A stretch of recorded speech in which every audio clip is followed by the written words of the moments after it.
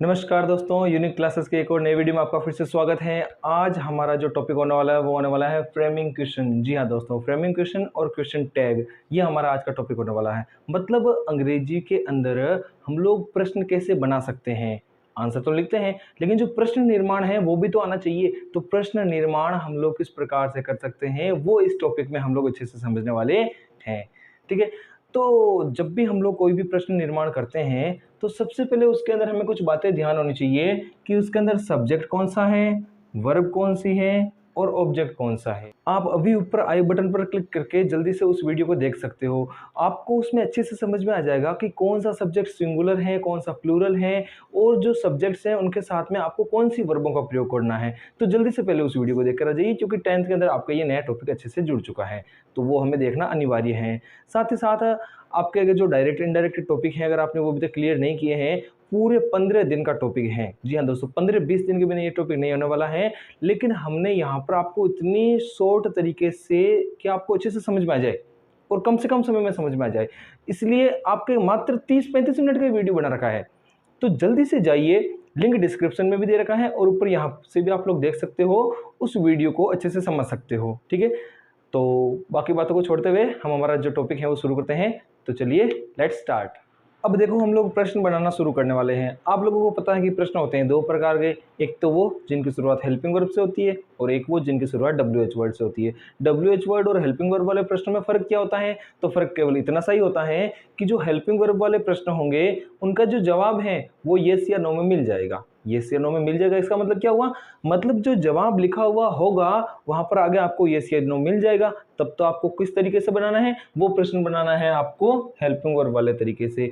और अगर आपको जो एग्जाम्पल है, ध्यान से सुनना, जो एग्जाम्पल है उसके आगे अगर आपको येस या नो देखने को नहीं मिल रहा है, क्या येस या नो अगर देखने को नहीं मिल रहा है, मतलब उस प्रश्न की शुरुआत हेल्पिंग वर्ब से नहीं होने वाली है। येस या नो है, हाँ या ना में जवाब मिल रहा है, मतलब वो सेंटेंस जो प्रश्न है वो कौन सा वाला हो जाएगा?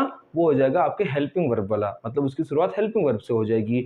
और अगर येस या नो नहीं आ रहे हैं आगे, तो फिर वो WH वर्ड वाला हो जाएगा। होगी बात क्लियर? अब थोड़ा आगे देखो, मतलब उत्तर है ना, उसमें येस या नो देखने को मिल जाएगा आपको। पहला नियम मैंने बता दिया, प्रश्न में येस या नो का प्रयोग वापस नहीं करेंगे। ऐसा नहीं कि आंसर के अंदर आपको येस या नो देखने को मिल रहा है तो आपको फ्रेमिंग क्वेश्चन का बोला, आपको प्रश्न बनाने का बोला, आपने फिर वहां पर येस या नो लिख दिया। नहीं, वो केवल जानकारी के लिए है। आपको प्रश्न बनाते समय वापस येस या नो का प्रयोग नहीं करना है। इस चीज का विशेष रूप से ध्यान रख लेना। रखोगे कि नहीं रखोगे? बिल्कुल रखोगे। आगे देखते हैं, प्रश्न बनाते समय उत्तर में आए जो नो या नोट होंगे उसको हटा देंगे।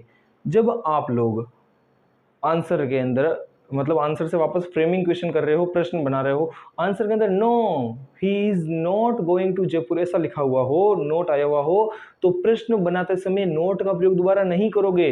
ना तो वो नोट लिखना है, ना आगे वाला नो लिखना है, सेंटेंस केवल इंट्रोगेटिव बनाना है। ठीक है, अब इसका सूत्र क्या हो जाएगा? जब मान लो हेल्पिंग वर्ब आई हुई हो तो उस हेल्पिंग वर्ब को लिख दोगे आप लोग आगे। सेंटेंस में देखने से समझ में तो आएगा ना भाई, हेल्पिंग वर्ब वाला है तो हेल्पिंग वर्ब आगे लिख देंगे, जो सेंटेंस में लिखी हुई है उसको उठाकर आगे रख दो। आगे बात समझ में?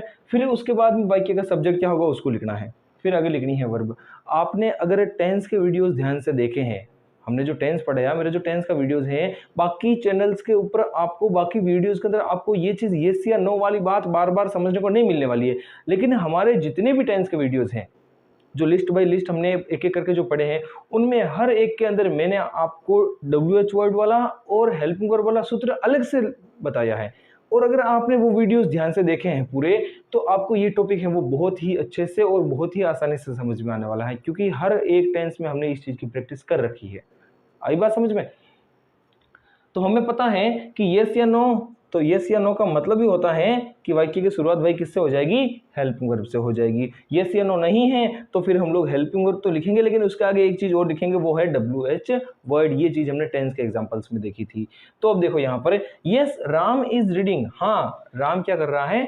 पढ़ रहा है। तो ये इन्होंने सूत्र के लिए क्या बोला हमें? जो हेल्पिंग वर्ब है उसे आप लोग उठाकर आगे लेकर आ जाओ। तो चलिए हम लोग थोड़ा इसको बनाते हैं। सबसे पहला नियम, हेल्पिंग वर्ब को आगे लेकर आ जाओ, तो हमने बना दिया इज आ गया। अब इस राम, ये जो सब्जेक्ट है यहाँ पर पीछे आ जाएगा, इज राम, फिर आगे ये वर्ब है ये लिख देंगे, इज राम रीडिंग। प्रश्न बन गया हमारा, इज राम रीडिंग, क्या राम पढ़ रहा है? फ्रेमिंग क्वेश्चन कर दिया हमने। यहाँ पर जवाब मिला यस राम इज रीडिंग, हाँ राम है वो पढ़ रहा है। इस प्रकार से हमने ये जो जवाब है इसका हमने प्रश्न तैयार कर दिया है और एग्जाम्पल में सेम ऐसे ही प्रश्न आने वाले हैं जिनका आपको प्रश्न बनाना है। तो चलिए अगला देखते हैं, ये नेगेटिव वाला नोट वाला जो हमने यहाँ तो इन दोनों के बारे में समझा था ना, उसको देखते हैं। No he has not completed homework, नहीं उसने गृह कार्य पूरा नहीं किया है या फिर वह गृह कार्य पूरा नहीं कर चुका है। तो यहाँ पर हेल्पिंग वर्ब की आपको पहचान होगी। यहाँ पर आपको समझ में आ रहा है, ये टेंस है आपका प्रेजेंट परफेक्ट टेंस। कौन सा टेंस है?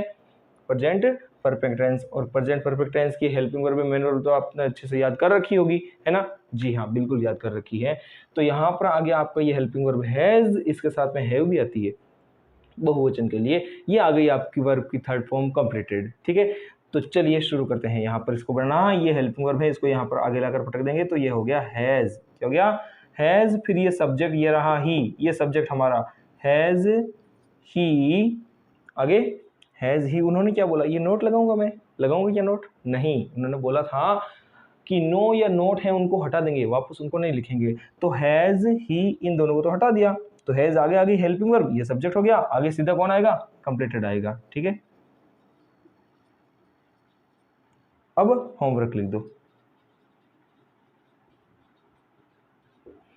इस प्रकार से हमने क्या कर दिया है, सॉरी यहाँ पर थोड़ी सी मिस्टेक हो गई, ये प्रश्नवाचक चिन्ह यहाँ पर नहीं आने वाला, ये तो जवाब है, जवाब को प्रश्न थोड़ी बनाएंगे। No he has not completed homework, नहीं वह गृह कार्य पूरा नहीं कर चुका है। हैज ही कंप्लीटेड होमवर्क, क्या वह गृह कार्य पूरा कर चुका है? चेंज हमने मन से कुछ नहीं किया है, नियम बोला नो या नोट हो तो उसको हटा दो, हटा दिया। फिर उन्होंने बोला कि क्या करना है, हेल्पिंग वर्ब को आगे ले आओ, सब्जेक्ट को पीछे ले जाओ, हमने वो काम कर दिया, हैज आगे लेकर आ गए, ही को यहाँ पीछे रख दिया। फिर है नोट को तो हटाना पड़ा, तो हमने कंप्लीटेड को लिख दिया उसके बाद में, फिर उसके बाद में होमवर्क को लिख दिया। इस प्रकार से हमारा जो आंसर है उससे प्रश्न फ्रेमिंग क्वेश्चन तैयार होता है। अब यहाँ पर आपको देखना है, यस ही विल कम, हाँ वह आएगा, यस ही विल कम। तो यहाँ पर आपको इसको हेल्पिंग वर्ब को आगे लेकर आना है, तो बन जाएगा विल ही कम। ये आपका फ्रेमिंग क्वेश्चन तैयार हो गया। अब ये तो बात हुई को कब, जब मान लो आपके हेल्पिंग वर्ब मौजूद हो लेकिन कोई ऐसा सेंटेंस आ गया। कैसा सेंटेंस आ गया? ऐसा सेंटेंस आ गया जिसके अंदर आपको हेल्पिंग वर्ब देखने को ही ना मिले, तो आगे क्या लिख कर आओगे? जब ये हेल्पिंग वर्ब मिले ही ना तो आगे लिख कर क्या आओगे? आगे लिखोगे क्या? तो उसका भी एक तरीका है, तो फटाफट हम लोग उसको भी देख लेते हैं, फिर आगे देखने वाले हैं जो हेल्पिंग वर्ब है उनका प्रयोग मेन वर्ब के रूप में कैसे होता है। तो चलिए आगे बढ़ते हैं। चलो चलिए देखते हैं अब उन प्रश्नों को, चलिए देखते हैं अब उन जवाबों को हम लोग प्रश्न के रूप में कैसे बनाएंगे जिनके अंदर की आपको हेल्पिंग वर्ब देखने को मिलने ही नहीं वाली है। तो फिर हम लोग उनका प्रश्न कैसे बनाने वाले हैं? तो एक बात बताता हूँ, ऐसे कौन से टेंस हैं, ऐसे कौन से वाक्य हैं जिनके सकारात्मक वाक्यों में, ध्यान से सुनना, जिनके सकारात्मक वाक्यों में हेल्पिंग वर्ब का प्रयोग होता ही नहीं है। दो ही टेंस थे, जब हमने टेंस पढ़े थे तब मैंने आपको ये बताया था कि एक टेंस है आपका प्रेजेंट सिंपल टेंस, एक तो है प्रेजेंट सिंपल टेंस और दूसरा था पास्ट सिंपल टेंस, जिनके सकारात्मक वाक्यों के अंदर केवल और केवल मेन वर्ब का ही प्रयोग होता है, हेल्पिंग वर्ब का प्रयोग होता ही नहीं है। तो इसकी मेन वर्ब तो थी वर्ब की फर्स्ट फॉर्म या वर्ब की फर्स्ट फॉर्म के साथ में एस या ई एस, और इसकी मेन वर्ब थी वर्ब की सेकंड फॉर्म। इसकी हेल्पिंग वर्ब थी डू या डज और इसकी हेल्पिंग वर्ब थी डिड। आगे बात समझ में? अब आपको यहाँ पर एक बात को समझनी है कि जब वाक्य में आपको वर्ब की फर्स्ट फॉर्म या वर्ब की फर्स्ट फॉर्म के साथ में एस या ई एस देखने को मिल जाए तब आप इस टेंस की हेल्पिंग वर्ब का प्रयोग करके आ जाओगे। आई बात समझ में? और अगर वर्ब की सेकंड फॉर्म मिल जाए तो आपको प्रश्न बनाना है, सेंटेंस में केवल आपको वर्ब की सेकंड फॉर्म देखने को मिल जाएगी, हमें बनाना है प्रश्न। तो हमें समझना पड़ेगा, यहाँ से समझना पड़ेगा कि वर्ब की सेकंड फॉर्म है मतलब पास्ट सिंपल टेंस है, और हमें पास्ट सिंपल का बनाना है, इंट्रोगेटिव का सेंटेंस प्रश्न बनाना है। तो हम क्या कर देंगे, हम लोग उस टेंस की हेल्पिंग वर्ब काम में ले लेंगे, और हमें पता है जहां पर वर्ब की सेकंड फॉर्म आएगी वहां पर हेल्पिंग वर्ब आने वाली है डिड।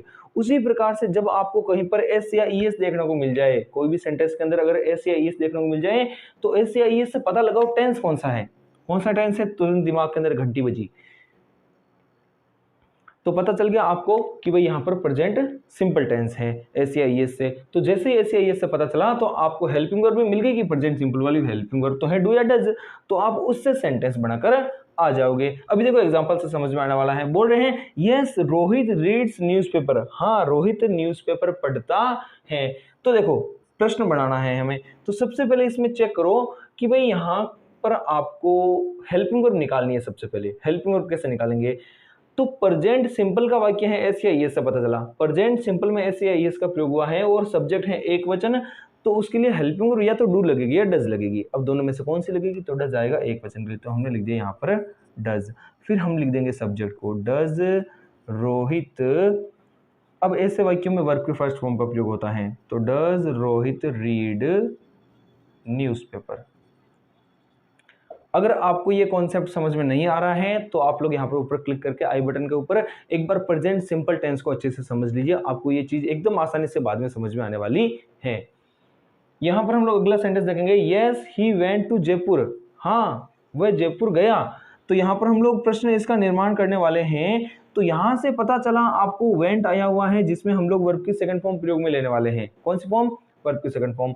तो जहां पर तुरंत दिमाग में घंटी बजी कि जहां पर वर्ब की सेकंड फॉर्म आएगी वहां पर हेल्पिंग वर्ब भी कौन सी आने वाली है, डिड आने वाली है। तो हम लोग आगे ले लेंगे डिड। डिड के बाद में हम लोग ले लेंगे आपका सब्जेक्ट डिड ही। इसके साथ में ध्यान रखना, जब भी आप ऐसे सेंटेंस देखो एस या ईएस वाले, वर्ब की फर्स्ट फॉर्म वाले, वर्ब की सेकंड फॉर्म वाले, जिनमें केवल मेन वर्ब हो, तो जब आप डू डज डिड का प्रयोग करोगे तो आगे हमेशा कुछ भी हो जाए वर्ब की फर्स्ट फॉर्म ही लेनी है। यहाँ पर डज का प्रयोग किया तो यहाँ पर वर्ब की फर्स्ट फॉर्म ली, यहाँ पर भी यही होने वाला है। डिड का प्रयोग हुआ तो यहाँ पर हमने वर्ब की फर्स्ट फॉर्म ले ली। Did he go to Jaipur, ये आपका सेंटेंस बनकर तैयार हो गया। आई होप आपको समझ में आ गया होगा। कुछ नहीं है, टेंस का पता लगाओ और उस टेंस की हेल्पिंग वर्ब लिख दो। और क्या हमने अलग से किया है, no they do not run fast, नहीं वे तेज नहीं दौड़ते हैं। प्रश्न बनेगा क्या वे तेज नहीं दौड़ते हैं, गलत, आपने प्रश्न गलत बोला, सॉरी मैंने प्रश्न गलत बोला। No they do not run fast, तो प्रश्न बनेगा क्या वे तेज दौड़ते हैं, डू दे रन फास्ट, ये प्रश्न बनने वाला है। तो यहाँ पर तो हेल्पिंग वर्ब आई हुई है, इस हेल्पिंग वर्ब को आगे लिख लेंगे हम लोग डू, फिर ये सब्जेक्ट डू दे, वर्ब के रूप में आ जाएगी रन, और फिर आगे आ जाएगा फास्ट। तो डू दे रन फास्ट, क्या वे तेज दौड़ते हैं, जवाब मिला no they do not run fast, वे तेज नहीं दौड़ते हैं। अगला देखो, no Anuj did not went office. Did से पता चला पास्ट सिंपल का वाक्य है। डिड से क्या पता चला, जो सेंटेंस है, जो आपका वाक्य है वो पास्ट सिंपल का है। तो हम लोग प्रश्न बनाएंगे, इस हेल्पिंग वर्ब को आगे लेकर आ जाएंगे। तो हम लिख देंगे did subject Anuj, did Anuj note लिखेंगे, लिखेंगे नहीं लिखेंगे, नहीं, ऐसे वाक्यों में आपको नोट का प्रयोग दोबारा नहीं करना है, वो हमने पहले भी देख लिया है। डिड अनुज, फिर आगे क्या लिखूंगा मैं, went, did Anuj went office. सही बनाया क्या, नहीं बिल्कुल भी सही नहीं बना है। आपका ध्यान दो, यहाँ पर जब भी डू डज या डिड का प्रयोग हो जाए तो मेन वर्ब के रूप में हमेशा क्या आने वाली है, वर्ब की फर्स्ट फॉर्म आने वाली है। इसलिए हम लोग यहाँ पर लिखेंगे go. Did Anuj go office, no Anuj did not went office, नहीं अनुज है वो ऑफिस नहीं गया। यहाँ पर अगर आपने इन चीज़ों को ध्यान से देखा तो आपको थोड़ी बहुत मिस्टेक्स देखने को मिलने वाली है। आपने अगर गौर किया हो तो गौर करने वाली बात क्या है कि जब वहाँ पर वाक्य नेगेटिव में है तो आपको यहाँ पर वर्ब के फर्स्ट फॉर्म का प्रयोग करने को देखने को मिल गया। भाई यहाँ पर तो वर्ब के केवल मेन वर्ब है, जब हेल्पिंग वर्ब का प्रयोग हो गया तो आपको आगे वर्ब की फर्स्ट फॉर्म देखने को मिलने वाली है। तो यहाँ पर जब डिड का प्रयोग हुआ तो यहाँ पर अपने आप पहले से ही क्या आ जानी चाहिए, यहाँ पर पहले से ही आ जाएगी गो आ जाएगी। इस चीज़ का ध्यान रखना है, वो थोड़ा हमने ऐसा लिख दिया था ताकि आप इस चीज़ को अच्छे से अब समझ सको, क्योंकि गलती होने के बाद में अगर उसको समझाया जाए तो वो ज़्यादा क्लियरली दिमाग के अंदर बैठती है। तो no Anuj did not go office, did Anuj go office, इस प्रकार से हमारा प्रश्न बनता है। अब हम लोग आंसर से प्रश्न निर्माण करते हैं, फ्रेमिंग क्वेश्चन को तैयार करते हैं, तब एक छोटी सी समस्या बीच में आने लग जाती है। वो समस्या यह है कि जब सवाल आई और वी से शुरू होता हो, या फिर सॉरी जब आंसर के अंदर आई और वी आ जाता है तब उसको प्रश्न के रूप में क्या लिखेंगे। जैसे आंसर के अंदर लिखा हुआ आ जाए yes we do over homework, हाँ हम हमारा गृह कार्य करते हैं, तो प्रश्न क्या बनेगा, हाँ हम हमारा गृह कार्य करते हैं। प्रश्न क्या बनेगा, क्या तुम तुम्हारा गृह कार्य करते हो, या क्या हम हमारा गृह कार्य करते हैं, दोनों में से क्या सवाल बनेगा। तो इस चीज़ के संबंध में आपको एक छोटी सी बात हमेशा ध्यान रखनी है कि जब भी आंसर के अंदर आपको अगर आई और वी मिल जाए तो उसको प्रश्न बनाते समय आपको बदलना है यू में। समझ में आ रही बात? जब भी आपको आंसर में आई वी मिल जाए प्रश्न के रूप में उसको बनाना है यू, और अगर आपको आंसर में यू मिल जाए तो प्रश्न के अंदर उसको बनाना है आई या वी, दोनों में से कोई भी बन सकता है। सपोज करो यू आपको पता है कि वो यू एक वचन के लिए भी आता है और यू बहुवचन के लिए भी आता है, तो ध्यान रखना है अगर यू का मतलब आंसर के अंदर एक वचन से है तब प्रश्न बनाते समय यू को आप लोग आई में बदलोगे, और यदि ये जो यू है वो बहुवचन के लिए आया हुआ है तो आप लोग प्रश्न बनाते समय यू को किस में बदलोगे? वी में बदलोगे। इस छोटी सी बात का आपको हमेशा ध्यान रखना है जब भी आप फ्रेमिंग क्वेश्चन का टॉपिक पढ़ रहे हो। अब यहाँ पर इसको थोड़ा सा समझते हैं आंसर के जरिए, एग्जांपल्स के जरिए, कि yes I have reached Jaipur, तो हैव प्लस वर्ब की third form present perfect tense आया हुआ है, तो सबसे पहले हम लोग ले लेंगे हेल्पिंग वर्ब, तो यहाँ पर आ जाएगा हैव। ठीक है, मैं जयपुर पहुंच चुका हूं, सेंटेंस का सेंस देखो, सेंटेंस बोल रहा है मैं जयपुर पहुंच चुका हूं, अब क्या करने वाला हूं? अब वहां पर घूमने वाला हूं। Yes I have reached Jaipur, तो हैव आई बदल जाएगा यू में, हैव यू रीच्ड जयपुर, ये बन गया फ्रेमिंग क्वेश्चन, इसका इस प्रकार तैयार हो गया। Yes you have broken the mirror, हाँ तुम जो शीशा है वो तोड़ चुके हो, तो प्रश्न बोलेगा मैं शीशा तोड़ चुका हूं, इस प्रकार से प्रश्न बनने वाला है। तो यहां पर हम लोग प्रश्न बनाएंगे have I broken the mirror, have I broken the mirror, क्या मैं शीशा तोड़ चुका हूं? तब उसने जवाब दिया yes you have broken the mirror, हाँ तुम शीशा तोड़ चुके हो। इस प्रकार से हमने जो जवाब है उसको हमने प्रश्न में बदल दिया। Yes we have done our work, हाँ हम हमारा काम पूरा कर चुके हैं। प्रश्न क्या बनेगा? क्या हम हमारा काम पूरा कर चुके हैं? नहीं, एकदम गलत बोला आपने। प्रश्न बनेगा क्या तुम तुम्हारा काम पूरा कर चुके हो? तो बोलेंगे हाँ हम हमारा काम पूरा कर चुके हैं। तो प्रश्न बनने वाला है इसका have you done over work, ये एकदम सही बना है। एक छोटी सी मिस्टेक है यहाँ पर, ये जो वी का अधिकार ओवर शब्द से बताते हैं उसी प्रकार यू का अधिकार हम लोग ओवर से नहीं योर से बताएंगे, तो डन के आगे आने वाला है योर। अब सेंटेंस एकदम सही हो रहा है, have you done your work, क्या तुम तुम्हारा काम पूरा कर चुके हो? तो जवाब मिला yes we have done our work, हाँ हम हमारा काम पूरा कर चुके हैं। तो ये कुछ समस्याएं जो बच्चों के दिमाग में आती हैं उनका हमने यहाँ पर समाधान कर चुके हैं कि जो आई और वी है वो यू में बदलेंगे या फिर किस चीज में बदलने वाले हैं। जब यू आ जाए तो उसको किस में बदलना है, प्रश्न कैसे बनने वाले हैं, बीच में नोट आएगा कि नहीं आएगा, सारी चीजों को अब तक हमने यहाँ तक समझ लिया है। अब देखने वाले हैं ये जो डू है और ये जो हैव है इनका प्रयोग हमने अब तक हेल्पिंग वर्ब के रूप में देखा है। ये हैव यहाँ पर हेल्पिंग वर्ब है, ये हैव यहाँ पर हेल्पिंग वर्ब है, और इससे पहले थोड़ी देर पहले हमने डू और डिड को हेल्पिंग वर्ब के रूप में देखा। लेकिन आपकी जानकारी के लिए बता दूं कि ये जो चीजें हैं, ये है ना, ये चीजें ये सिर्फ हेल्पिंग वर्ब ही नहीं बल्कि मेन वर्ब के रूप में भी काम करती है। किस रूप में काम करती है? मेन वर्ब के रूप में भी काम करती है। तो और ज्यादा समस्या हो जाएगी, देखते हैं, समाधान भी हमको करना है। चलिए चलिए चलिए आगे बढ़ते हैं और हम देखने वाले हैं डू और डज का तथा हैव का प्रयोग किस प्रकार से हम लोग मेन वर्ब के रूप में कर सकते हैं। चलिए आगे बढ़ते हैं। दोस्तों आप सभी को एक चीज़ पता है कि जो हम लोग डू का प्रयोग करते हैं वो हमेशा हेल्पिंग वर्ब के रूप में करते हैं। डू डज हमारे प्रेजेंट सिंपल में लगती हैं और ये जो डिड है वो आपके पास्ट सिंपल में आती है, सभी को पता है हेल्पिंग वर्ब के रूप में। लेकिन ये मेन वर्ब के रूप में भी आती है। क्या आपको ये चीज़ पता थी इससे पहले? नहीं पता थी ना? बिल्कुल मैं बताने वाला हूँ, विश्वास रखिए कि जब डू का प्रयोग मेन वर्ब के रूप में हो, किस रूप में हो? मेन वर्ब के रूप में हो, तब इसका अर्थ होता है करना। क्या अर्थ होता है? करना होता है। और इसको सेकंड फॉर्म बन जाती है डिड, मतलब किया, और डन मतलब कर चुका। आपको ये नहीं समझना है डिड का मतलब ये पास्ट सिंपल की हेल्पिंग वर्ब आ गई है, नहीं, उस चीज को भूल जाओ। यहाँ एक बार उस चीज को दिमाग में से निकाल दो। डिड का मतलब आपको ये समझना है कि भाई मैंने कोई काम कल किया, ये आपको समझना है। डू का मतलब समझना है भाई मैं ये काम करता हूं। और डज का मतलब आपको क्या समझना है? डज का मतलब मेन वर्ब के रूप में आपको समझना है कि कोई एक व्यक्ति है जो कि कोई काम करता है। मतलब डू का मतलब होता है कोई काम करना। अगर एक व्यक्ति वो काम कर रहा है तब तो हम लोग बोल देंगे डज। अगर कोई व्यक्ति जो कि बहुवचन में हो, किस में हो? बहुवचन में हो और हमें करने का भाव देना है तो हम लोग लेंगे डू।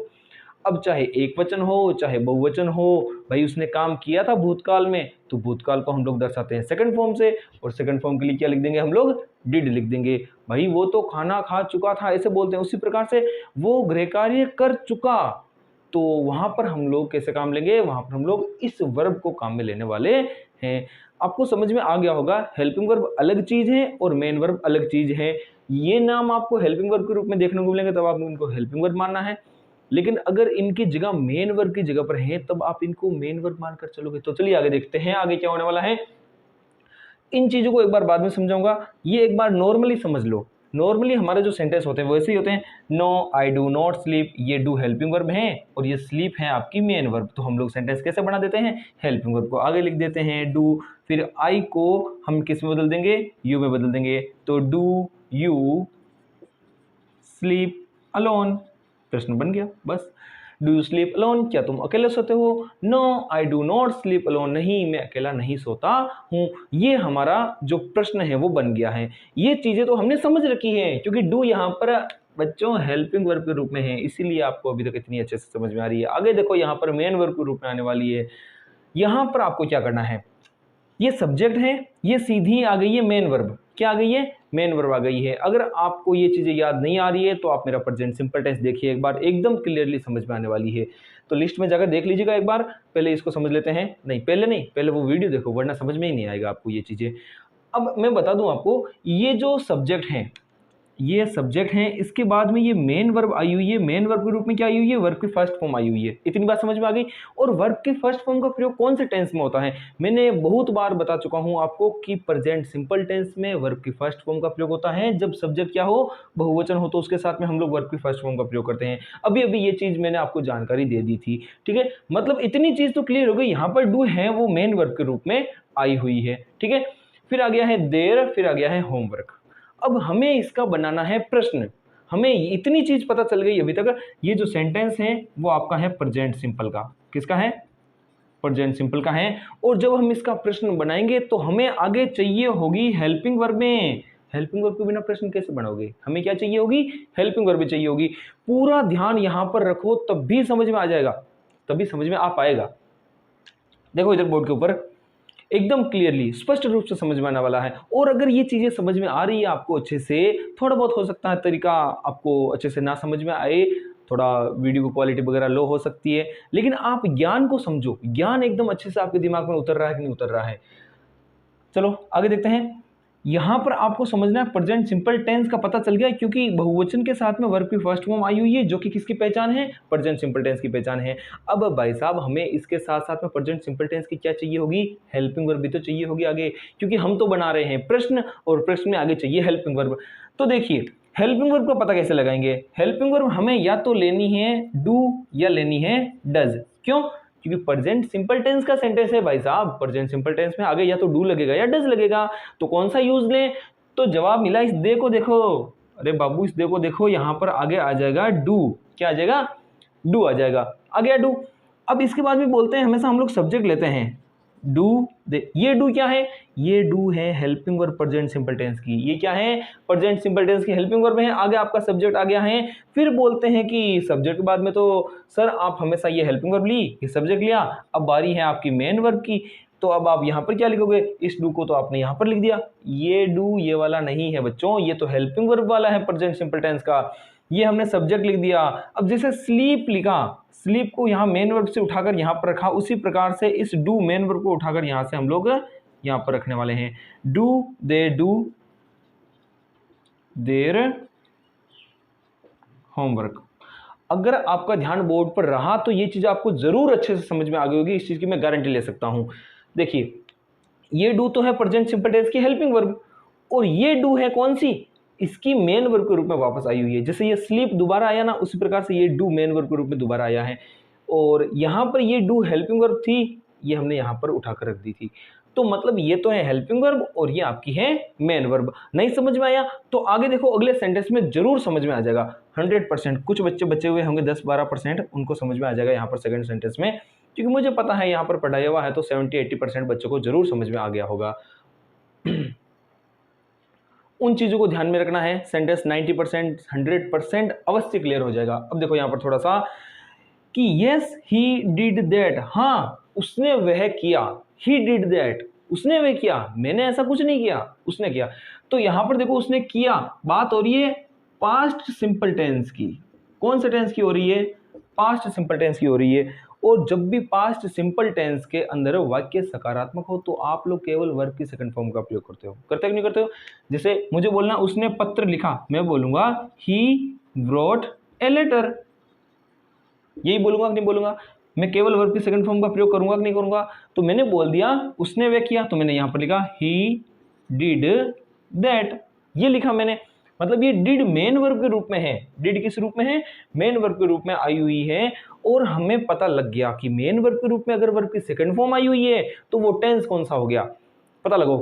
टेंस हो गया यहाँ पर पास्ट सिंपल टेंस, हमने ये पता लगा लिया। कौन सा टेंस हो गया? पास्ट सिंपल टेंस हो गया। जब आपने पता लगा लिया यहाँ पर टेंस पास्ट सिंपल टेंस है, तो आपको क्या करना है? हमें बनाना है इंट्रोगेटिव। इंट्रोगेटिव में आगे हमें लेनी है helping verb. Helping verb past simple की होती है डिड, तो हमने यहां पर लिख दिया डिड। क्या लिख दिया? डिड। आगे बात समझे? फिर सब्जेक्ट लिया हमने ही, डिड ही। फिर मेन वर्ब के रूप में हमेशा वर्ब की फर्स्ट फॉर्म जो कि है डू, तो डिड ही डू दैट। किसी का सवाल होगा मन में, सर आपने ये डिड वापस क्यों नहीं लिखा? तो भाई साहब यहाँ पर तो डिड है वर्ब के सेकंड फॉर्म, और नियम क्या कहता है? हमेशा डू डज डिड अगर आगे हेल्पिंग वर्ब के रूप में आ जाए, कोई भी डू डज या डिड आगे हेल्पिंग वर्ब के रूप में आ जाए, तो मेन वर्ब हमेशा वर्ब की फर्स्ट फॉर्म ही आने वाली है। चल जा, वर्ब की फर्स्ट फॉर्म ही आने वाली है। आगे बात समझ में? अब यहां पर देखो, यहां पर एक मिनट, ये लाल वाला चलेगा सही से। Yes she does her work, हाँ वह उसका कार्य करती है। She does her work. यहां पर देखो शी एक वचन है कि नहीं है, और डू के साथ में एस या ईएस लगा हुआ है, मतलब एक वचन हो तो उसके पीछे एस या ईएस लग जाता है। प्रेजेंट सिंपल टेंस का नियम है कि नहीं है? Double S S H C H O X Z अगर हो तो उनके पीछे हम ईएस लगा देते हैं। तो डू वाली वर्ब थी, उसके पीछे ईएस लग गया क्योंकि आगे सिंगुलर सब्जेक्ट है। आगे होगी बात समझ में? अब इसको हम लोग बनाते हैं। तो सबसे पहले क्या हो गया है, दूसरा लेते हैं, एक मिनट, ये ब्लू वाला जरूर चलेगा। अब देखते हैं यहां पर हम लोग सेंटेंस बनाने वाले हैं कि yes she does her work. तो सबसे पहले टेंस का पता लग गया। एस या ईएस का प्रयोग तो भाई हमारे होता है प्रेजेंट सिंपल टेंस में, तो पता चल गया टेंस तो है हमारा प्रेजेंट सिंपल वाला टेंस है। ठीक है, तो प्रेजेंट सिंपल टेंस की एक वचन के लिए हेल्पिंग वर्ब आगे क्या यूज लेंगे? प्रेजेंट सिंपल टेंस के अंदर सब्जेक्ट एक वचन हो तो उसके लिए आगे हेल्पिंग वर्ब क्या लोगे? तो सिंपल सी बात है, डज ही लेंगे। भाई एक वचन के लिए तो डज आएगा, डू थोड़ी आने वाला है। डू या डज दोनों में से एक आएगा, प्रेजेंट सिंपल टेंस है तो हम यहाँ पर डज लिख देंगे क्योंकि यहाँ पर एक वचन है। तो डज के आगे लगने वाला है सब्जेक्ट, डज शी। अब मुझे बताओ, चाहे कोई भी सेंटेंस हो, डू डज डिड का प्रयोग हो जाए तो आगे मेन वर्ब क्या लगने वाली है? जोर से बोलो, आगे वर्ब लगने वाली है वर्ब की फर्स्ट फॉर्म जो कि है do. Does she do her work, ये बन गया आपका प्रश्न। Does she do her work, क्या वह उसका कार्य करती है? तो जवाब मिला yes she does her work, हाँ वह उसका कार्य करती है। एक बार वापस बता देता हूं, यहां पर ये जो डज आई हुई है ये तो इस एक वचन की वजह से हेल्पिंग वर्ब के रूप में आई है प्रेजेंट सिंपल टेंस की, और ये जो डू है वो है आपके मेन वर्ब के रूप में। ठीक है, और ये एस या एस क्यों लगा? क्योंकि ये प्रेजेंट सिंपल टेंस का सकारात्मक का वाक्य थे, और सकारात्मक में हम लोग एस या एस का प्रयोग करते हैं। तो ये मेन वर्ब तो यहाँ डू में बदल गई और इंट्रोगेटिव वाक्य बना, इसलिए आगे हेल्पिंग वर्ब आ गई है। पॉजिटिव वाक्य था तो हमने हेल्पिंग वर्ब को यूज नहीं किया। अब इंट्रोगेटिव बनाया हमने तो आगे हेल्पिंग वर्ब डज लगा दी और इसको हमने वर्ब के फर्स्ट फॉर्म में बदल दिया। आई होप अब तो समझ आ जानी चाहिए रे, इतना कब से परेशान कर दिया है। तो ये चीजें आपको जरूर समझ में आ गई होगी, मुझे पूरी आशा है 100% आपसे कि इतनी सारी चीजें, इतनी सारी मेहनत के बाद में आपको जरूर ये सारी चीजें समझ में आ गई होगी। अब अगला जो टॉपिक है वैसा ही है, हैव का प्रयोग। उस हैव का प्रयोग को हम लोग देखने वाले हैं। जिस प्रकार से आपने डू का प्रयोग समझा बहुत ही अच्छे से, उसी प्रकार से अब हम लोग देखने वाले हैं कि हैव का प्रयोग किस प्रकार से मेन वर्ब के रूप में होता है। तो चलिए शुरू करते हैं, आगे देखते हैं। सबसे पहले इसमें एक बात समझनी होती है कि जो हैव है उसका प्रयोग मेन वर्ब के रूप में होता है होना। क्या होता है? होना। और अगर वही चीज सब्जेक्ट के अनुसार बदलती जाएगी, इसका भी आपको ध्यान रखना है। सब्जेक्ट के अनुसार कैसे बदलती जाएगी? जैसे होने का प्रयोग किसी एक व्यक्ति के लिए दर्शाना है वर्तमान काल में, तो हम लोग वहां पर हैज का प्रयोग करेंगे। और होना, किसी व्यक्ति के पास में कोई चीज है, तो वहां पर अगर वो वर्तमान काल में है, अगर सब्जेक्ट बहुवचन है तो आप वहां पर हैव लगाओगे। ठीक है? ऐसा नहीं है कि राम के पास में एक पेन है तो आप होने के भाव के लिए वहां पर हैव लगा कर आ जाओ, नहीं। उस कंडीशन में आपको हमेशा हैज यूज करके आना है जब वो मेन वर्ब के रूप में हो। ठीक है? और इसी प्रकार से हेड आ जाएगा भूतकाल के लिए। अब देखो, जब ये मेन वर्ब के रूप में आएगा तो कुछ तो ऐसी वर्बें होंगी जिनके जगह पर ये आने वाला है। तो ध्यान रखना, सेंटेंस के अंदर ऐसे भावार्थ निकले जैसे टेक यानी लेना, गेट यानी प्राप्त करना, ड्रिंक यानी पीना, ईट यानी खाना, तो इन भावों की पूर्ति वो कौन कर देगा? इन भावों की पूर्ति हैज, हैव और हेड करने वाले हैं। ठीक है? तो इधर थोड़ा सा इसके बाद में देखेंगे, ये जो हमारे नॉर्मल सेंटेंस होते हैं कि भाई जब भी हैज, हैव और हेड का प्रयोग हम लोग नॉर्मल सेंटेंस में करते हैं तो सबसे पहले हम सब्जेक्ट लिखते हैं हेल्पिंग वर्ब, ये मेन वर्ब की थर्ड फॉर्म, और फिर ये पीछे ऑब्जेक्ट आ जाता है। तो इन सेंटेंस को हम लोग कैसे बनाते हैं? प्रश्न बनाएंगे तो सबसे पहले हम लोग यहाँ पर लिख देंगे हैज, हेल्पिंग वर्ब लिख देंगे हैज, फिर हमारा सब्जेक्ट उठाकर रख देंगे शी हैज शी, फिर हम लोग लिख देंगे eaten a mango. Has she eaten a mango, क्या वह एक आम खा चुकी है? तो जवाब मिला yes, she has eaten a mango, हाँ वह एक आम खा चुकी है। तो यहाँ पर हमने देखा कि जो हैज है ना वो एक हेल्पिंग वर्ब के रूप में आता है। तो क्या होगा अगर इस हैज, हैव और हैड का प्रयोग हम लोग इस जगह पर करना सीख जाएं, ईटन की जगह पर करना सीख जाएं, वो चीज इस टॉपिक का मेन पॉइंट होने वाला है। हमें ये जो हैज, हैव, हैड है ना, इनका प्रयोग इनकी जगह पर करना सीखना है। तो आगे बढ़ते हैं। आपको सबसे पहले ये बात समझनी है कि जब भी हैज, हैव और हैड मेन वर्ब के रूप में आ जाए, हेल्पिंग वर्ब देखने को नहीं मिलने वाली है ऐसे सेंटेंस के अंदर। यहाँ पर देखो, जैसे आई के बाद में हैव आया हुआ है तो हमें टेंस की पहचान करनी पड़ेगी सबसे पहले। ठीक है? टेंस की पहचान करने के बाद में हम लोग क्या करेंगे? टेंस की पहचान करने के बाद में हम लोग उस टेंस से हेल्पिंग वर्ब निकालेंगे, फिर हेल्पिंग वर्ब निकालने के बाद में हेल्पिंग वर्ब से हम लोग फ्रेमिंग क्वेश्चन तैयार कर लेंगे। मतलब मेन समस्या क्या आती है, मेन प्रॉब्लम इसके अंदर यही आती है कि आपको मेन वर्ब से हेल्पिंग वर्ब निकालनी आनी चाहिए। अगर ये आपको आता है तो आप कहीं नहीं अटकने वाले हो। ठीक है? तो यहाँ पर मेन वर्ब कैसे निकालते हैं, इसका फॉर्मूला ये यहाँ पर बताया हुआ है। इस चीज को आप लोग थोड़ा ध्यान से देख लेना कि जब भी मेन वर्ब के रूप में हैज, हैव या हैड आ जाए तो आप हेल्पिंग वर्ब प्रश्न बनाते समय ये लिखोगे। इतनी आसानी से लिखा हुआ है, आपको केवल और केवल इन चीजों को 3 पॉइंट को याद करना है। तो यहाँ पर ये क्या बोल रहे हैं, सूत्र वाले बोल रहे हैं कि जब भी आपको मेन वर्ब के रूप में, ये हैव किस रूप में है? ये हैव है आपके मेन वर्ब के रूप में। जब भी हैव मेन वर्ब के रूप में देखने को मिल जाए तो आपको क्या करना है, आगे प्रश्न बनाते समय हेल्पिंग वर्ब डू ले लेना है और फिर मेन वर्ब आगे वापस वर्ब की फर्स्ट फॉर्म हैव ले लेनी है। तो चलिए बनाते हैं। Yes I have breakfast at 8 AM। हाँ, मैं मेरा नाश्ता है वो सुबह 8 बजे कर चुका हूँ। तो आई हैव ईटन, ये ईट की जगह किसने ले ली है? इस हैव ने ले ली है। मतलब इस वाक्य में हैव का सेंस क्या है? हैव का सेंस है कि भाई खाना खा चुका हूं, तो वो हम ईटन से लेते हैं या फिर कई बार टेकन का भी यूज कर लेते हैं हम लोग। तो यहाँ पर इसका हम लोग फ्रेमिंग क्वेश्चन तैयार करते हुए देखेंगे कि प्रेजेंट सिंपल का वाक्य है, हैज या हैव, आई की वजह से यहाँ पर हैव का प्रयोग हुआ है, और हैज होती तो भी हम लोग उसको प्रेजेंट सिंपल का मानते, लेकिन हेड होता तब हम लोग उसको पास्ट का मान लेते। किसका मान लेते? पास्ट का मान लेते, और पास्ट का होता तो हम लोग डिड का प्रयोग करते।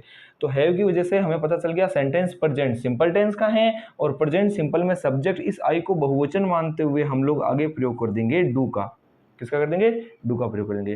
तो फिर हम लोग आई को किस में बदल देंगे? थोड़ी देर पहले ये चैप्टर अभी भी पढ़ के आए हैं, आई और वी हो, कहीं पर भी आई और वी हो तो फ्रेमिंग क्वेश्चन बनाते समय वो तो बदल जाएंगे, आई वी बदल जाएंगे यू में। किस में बदल जाएंगे?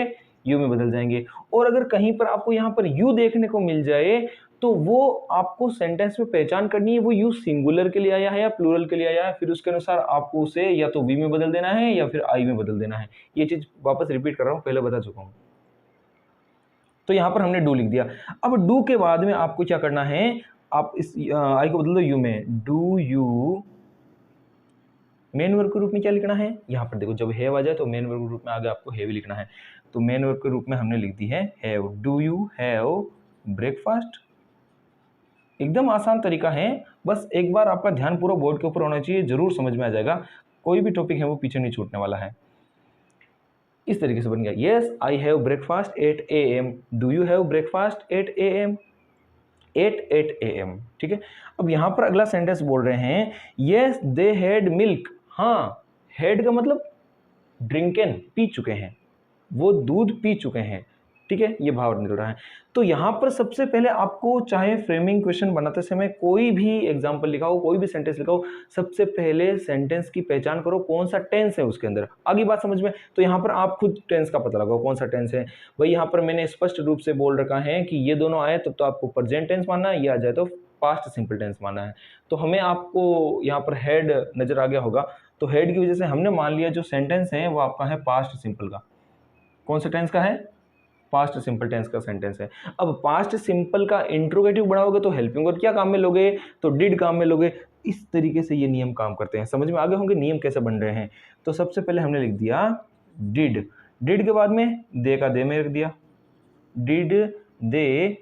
अब हेड है उसको किस में बदलना पड़ेगा, जब भी, कितनी बार बोलना पड़ेगा पता नहीं, जब भी डू डज और डिड का प्रयोग हुआ हो हेल्पिंग वर्ब के रूप में, तो आगे मेन वर्ब के रूप में हमेशा किसका प्रयोग होगा, वर्ब की फर्स्ट फॉर्म का प्रयोग होने वाला है। और यहाँ पर वर्ब की फर्स्ट फॉर्म बार बार यही मानी जाएगी, और इस वजह से चाहे कुछ भी हो जाए हमने बार बार यहाँ मेन वर्ब के रूप में किसका प्रयोग किया है, हैव का ही प्रयोग किया है। ये बात आएगी नहीं समझ में। तो इस वजह से हमने यहाँ पर डिड दे हेड को किस में बदल दिया, हैव में बदल दिया है। यहाँ पर ये इसमें बदल चुका है। डिड दे हैव मिल्क, क्या वह दूध पी चुके थे, यस दे हैड मिल्क, हाँ वह दूध पी चुके थे। ये तो आपने हैव का प्रयोग पढ़ा कि भाई इसका प्रयोग है वो इन मेन वर्बों के रूप में कैसे होता है, इतनी चीज हमने पढ़ ली। अब हम लोग देखने वाले हैं कि ये जो हैव है ना, ये अधिकार भी बताती है। क्या बताती है, अधिकार भी बताती है। अधिकार कैसे बताती है, जैसे मैं आपको बोल दूं I have 10 rupees, sorry I have 100 rupees, मेरे पास में 100 रुपए हैं। तो यहाँ पर मैंने अधिकार बताया कि नहीं बताया, कोई मेरे चीज मेरे पास में है ये चीज बताई कि नहीं बताई। यहाँ पर मैंने मेन वर्बों का भावार्थ नहीं दे रहा हूँ, कोई टेक ड्रिंक ईट मैंने ये भाव नहीं दे रहा हूँ, ठीक है। तो यहाँ पर आपको समझना है कि कभी कभार हम किसी चीज के ऊपर अधिकार बताते हैं ना, तो उसके लिए भी हम लोग किसका प्रयोग करते हैं, हैव का ही प्रयोग करते हैं। और इस चीज को थोड़ा क्लियर कर लेना।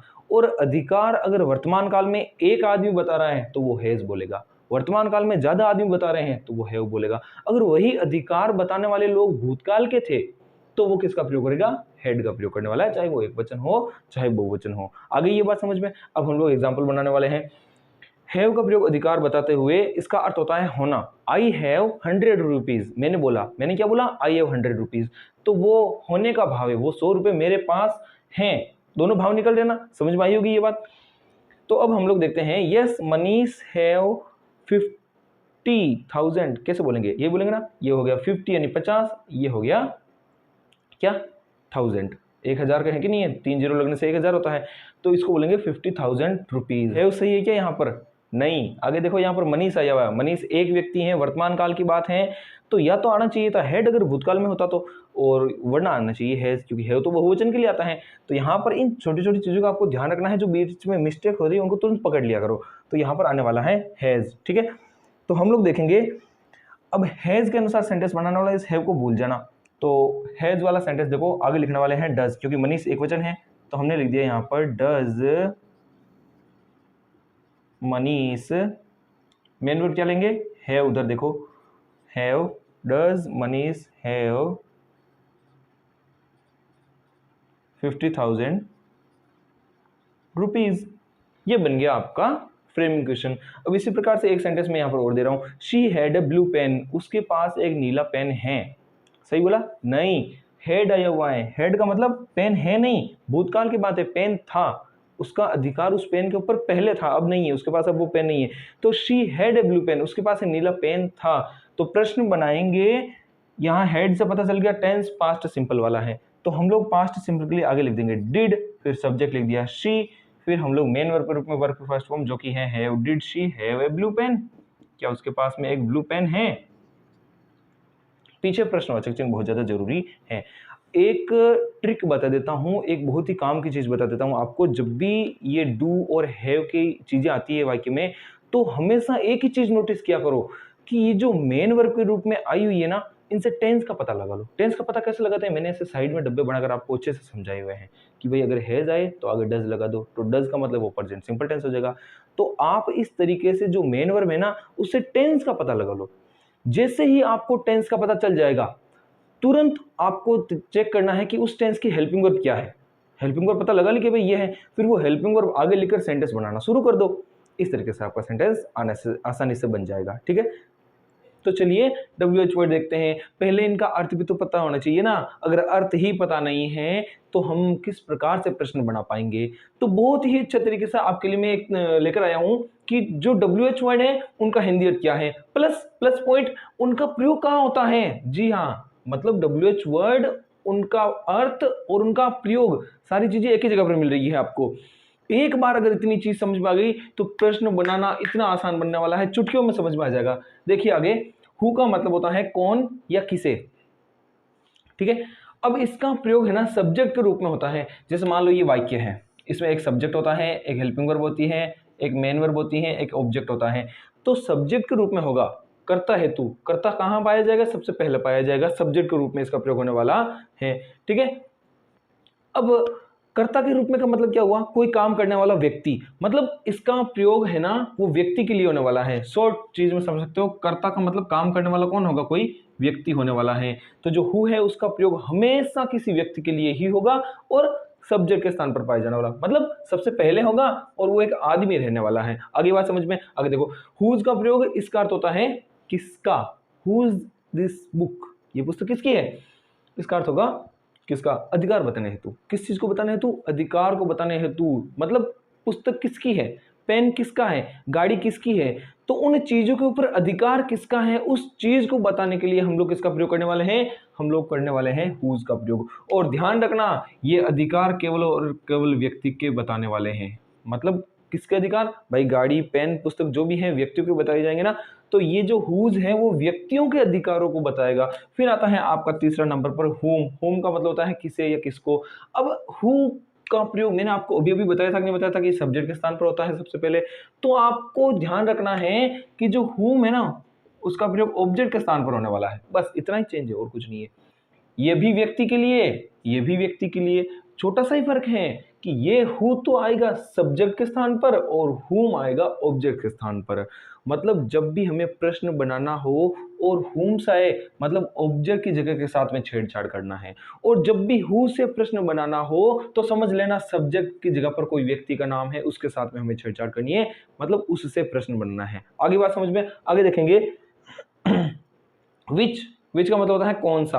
अब कौन सा का मतलब क्या, कौन सा आदमी था जो कल मुझे मिला था, मतलब वो जो आदमी मुझे कल मिला, चलो ठीक से बैठा नहीं मामला। कौन सा वस्तु के लिए देखते हैं, ये कौन सी पुस्तक है जो तुमने मुझे कल दी थी, ये कौन सी पुस्तक है जो तुमने कल मुझे दी थी। मतलब वस्तु का प्रकार जानना चाहता है, उसके बारे में जानना चाहता है कि भाई कौन सी वस्तु है। आगे चलकर वहां व्यक्ति या वस्तु संबंधित चुनाव के लिए, मतलब कौन सी है, चुनाव करना चाहता वो उनमें से। इसी प्रकार से व्यक्तियों के चुनाव के लिए भी हम लोग इसका प्रयोग करते हैं, इस विच का प्रयोग करते हैं। थोड़ा सा इन बातों को ध्यान रखना, एग्जाम्पल में एक एक पॉइंट टू पॉइंट क्लियर होने वाली है। फिर आगे आता है वाट। आपका क्या आता है, वाट, इसका अर्थ होता है क्या या कौन सा। अब देखो क्या या कौन सा, अब ये किसके लिए प्रयोग में लिया जाएगा, ये लिया जाएगा कोई व्यक्ति के विचारों के लिए। व्हाट आर यू रीडिंग, मैंने पूछा, सपोज करो मैंने आपसे पूछा व्हाट आर यू रीडिंग, तुम क्या पढ़ रहे हो, तो आपका जवाब आया sir I am reading English, मैं अंग्रेजी पढ़ रहा हूं। तो उस कंडीशन में मैंने आपका क्या जानना चाहा, मैंने आपका विचार जानना चाहा, आप काम क्या कर रहे हो। तो फिर आपने अपना विचार बताया, आपने एक मुझे बात बताई कि सर मैं तो अंग्रेजी पढ़ रहा हूं। तो मैंने आपकी बात या मैंने आपके विचारों को जान लिया और उसके लिए मैंने प्रयोग किया व्हाट का। ठीक है, वाई का मतलब होता है क्यों या किस लिए। Why are you going to school, तुम स्कूल क्यों जा रहे हो, मतलब मैं क्या जानना चाहता हूं, मैं उस बात के पीछे का कारण जानना चाहता हूं। क्या जानना चाहता हूं, कारण जानना चाहता हूं। और जब भी आप किसी बात का कारण जानना चाहोगे वहां पर हमेशा हम लोग वाई का ही प्रयोग करने वाले हैं। हाउ का मतलब होता है कैसे, how could you do that, sorry how could you do that. ये शब्द का उच्चारण हमें कई बार देखने को मिलता है, कहां पर, फिल्मों में। अगर आप ऐसा, लड़कियां कभी कभार बहुत ज्यादा गुस्से में आ जाती है और उसमें फिल्म के बीच में बोल देती हैं, मतलब एक्ट्रेस वगैरह जो होती है ना, वो बीच में बोल पड़ती है जब बहुत ज़्यादा कोई गुस्से वाली बात हो जाती है, तुम ये कैसे कर सकते हो, how could you do that.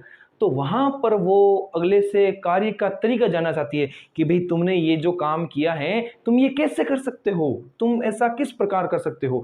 तो वो ढंग जानने के लिए आप किसका प्रयोग करती है, वो हाउ का प्रयोग करती है। ठीक है, अब अगला देखो हाउ मच। हाउ मच मतलब मात्रा, कोई चीज की डेंस मात्रा जानना चाहेंगे हम लोग कितना है, और इसका प्रयोग है ना वो पैसों को जानने के लिए भी किया जाता है, हाउ मच। फिर मनी के संबंध में आपके इसका प्रयोग किया जाता है। हाउ मेनी है उसका प्रयोग संख्या संबंधी जानकारी के लिए किया जाता है। हाउ मेनी चिल्ड्रन कितने बच्चे, हाउ मच चिल्ड्रन नहीं बोलेंगे, हाउ मेनी ही बोला जाएगा। मतलब कोई भी चीज की संख्या जाननी हो तो आप लोग इसका प्रयोग करेंगे हाउ मेनी का प्रयोग करने वाले हो। फिर हाउ लॉन्ग। हाउ लॉन्ग मतलब हाउ लॉन्ग, सर यहाँ पर तो लॉन्ग का मतलब लंबा, तो दूरी बताई गई है, नहीं, यहाँ पर हाउ लॉन्ग का मतलब कितने देर, समय बताया गया है हाउ लॉन्ग से। तो हाउ लॉन्ग का प्रयोग होगा समय के संबंध में, किसके संबंध में होगा, समय के संबंध में होगा। अब इस चीज को एक एक वर्ड को अच्छे से समझने के बाद में मैं आपके सामने प्रत्येक WH वर्ड का एग्जाम्पल लेकर आने वाला हूं, क्योंकि अर्थ तो हमने समझ लिया, इनका प्रयोग कहां पर होता है ये भी हमने समझ लिया।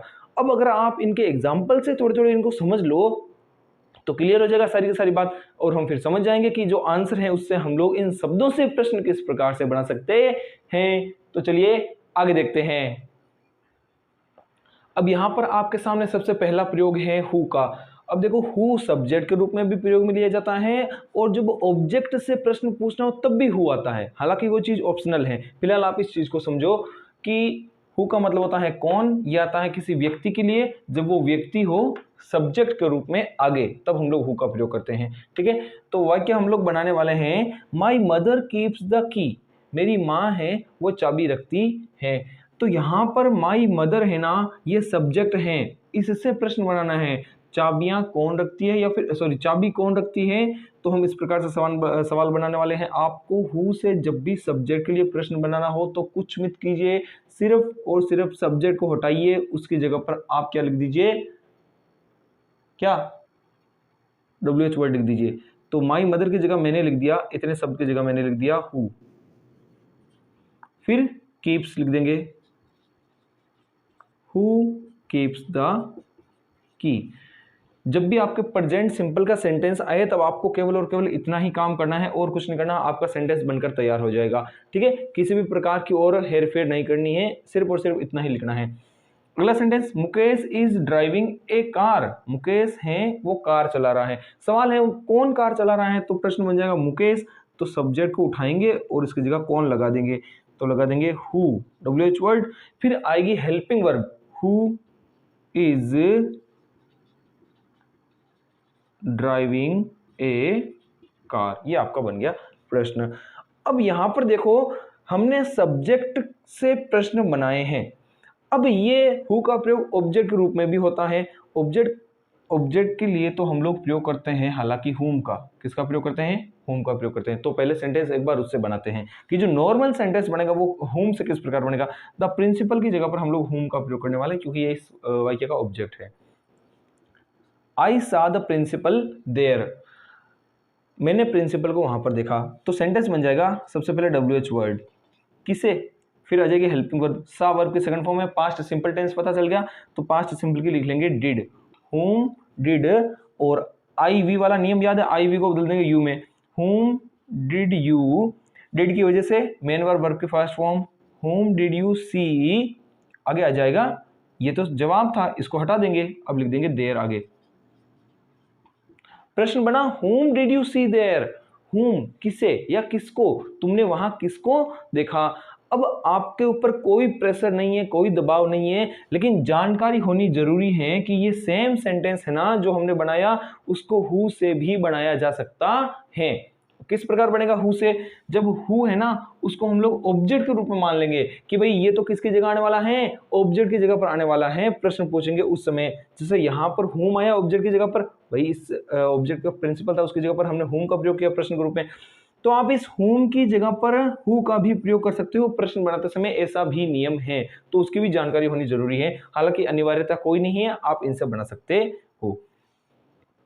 अब यहां पर हम लोग देखने वाले हैं, सबसे पहले WH वर्ड ले लेंगे हु, लिख दिया हु। फिर इस टेंस की हेल्पिंग वर्ब ले लेंगे डिड, हु डिड, फिर यू का यू आ जाएगा, फिर वही वर्ब की first form who did you see there.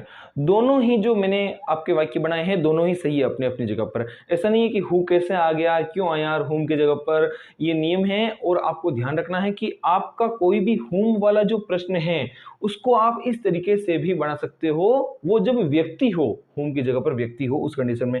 एक और देखने वाले हैं, Rohit wrote a letter to Shyam. यहाँ पर ये श्याम से हम लोग बनाने वाले हैं कि भाई किसे लिखा। तो सबसे पहला तो हम लोग हुम से बना देते हैं, whom did subject Rohit, whom did Rohit verb की first form write a letter to, आगे आने वाला है तो इसका थोड़ा ध्यान रखना।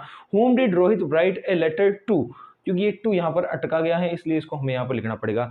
whom did Rohit write a letter to, Rohit ने जो लेटर है वो किसको लिखा। अब सेम है वो हु से भी बना सकते हो, कोई गलती नहीं मानी जाएगी क्योंकि यहाँ सब ऑब्जेक्ट के रूप में एक व्यक्ति भी आया हुआ है। ऑब्जेक्ट दो प्रकार का होता है ना, एक कोई वस्तु के रूप वाला और एक कोई व्यक्ति के रूप वाला। तो हम इस व्यक्ति वाले ऑब्जेक्ट से अब क्या करने वाले हैं, प्रश्न बनाने वाले हैं। एक को बोलते हैं डायरेक्ट ऑब्जेक्ट, एक को बोलते हैं इनडायरेक्ट ऑब्जेक्ट। इसके ऊपर एक कॉन्सेप्ट बनाएंगे, अलग से सेपरेट वीडियो बनाएंगे, तब आपको ये सारी चीजें अलग से समझाने वाले हैं। फिलहाल आगे देखो हु से किस प्रकार बनाएंगे। सबसे पहले लिख देंगे हु, और कुछ नहीं करना है, हु लिख दिया। फिर आप लगाओ helping verb, who did Rohit, who did Rohit write a letter to. इस प्रकार से भी आप बना सकते हो। मतलब सेंटेंस आपके सामने लिखा होगा, कोष्टक में आपके इस प्रकार से आया जाएगा, आपको केवल वाक्य बनाने हैं। ये जो अथवा वाले मैं बता रहा हूं ये केवल और केवल आपकी जानकारी के लिए है। सेंटेंस आप नॉर्मल तरीके से भी बना सकते हो, लेकिन जानकारी होनी जरूरी है, इसलिए अथवा वाले एग्जाम्पल भी आपको बता दिए गए हैं। हुम का एग्जाम्पल मैंने उसके साथ साथ में बता दिया। अब हम लोग तीसरा देखने वाले हैं हुज का प्रयोग, और आगे देखने वाले हैं व्हाट का प्रयोग। अब आपको पता है हुज का मतलब कोई व्यक्ति का किसी चीज के ऊपर अधिकार होता है, उस समय हम इसका प्रयोग करते हैं। तो देखते हैं, अधिकार दर्शाने वाला जो नाउन वर्ड होगा ना, जैसे ये मेरी पुस्तक है, ये तुम्हारी पुस्तक है, तो जो शब्द अधिकार बताएगा वो शब्द है ना उस WH वर्ड के पास में ही लिखा जाना है। अभी समझ में आ जाएगा। देखो जैसे his brother was a doctor, उसका भाई है ना वो क्या है, डॉक्टर है। तो सबसे पहले हम जो काम करते हैं वही करने वाले हैं। हम सबसे पहले WH वर्ड ले लेंगे हुज। अब इसके बाद में कायदे से तो क्या होना चाहिए, सीधे हेल्पिंग वर्ब आ जानी चाहिए कि WH वर्ड लिया अब हेल्पिंग वर्ब ले लो वाज।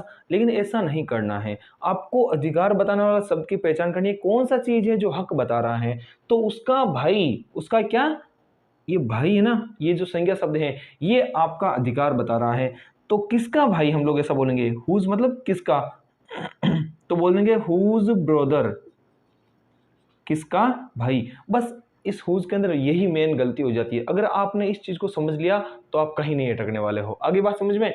तो हुज ब्रदर, अब आप लेकर आओ हेल्पिंग वर्ब को वाज। मतलब आपको मानकर चलना है WH वर्ड के साथ में जो नाउन शब्द होगा जो अधिकार बताएगा उसको पूरे को ही एक तरीके से WH वर्ड मान लेना है। तो whose brother was a doctor,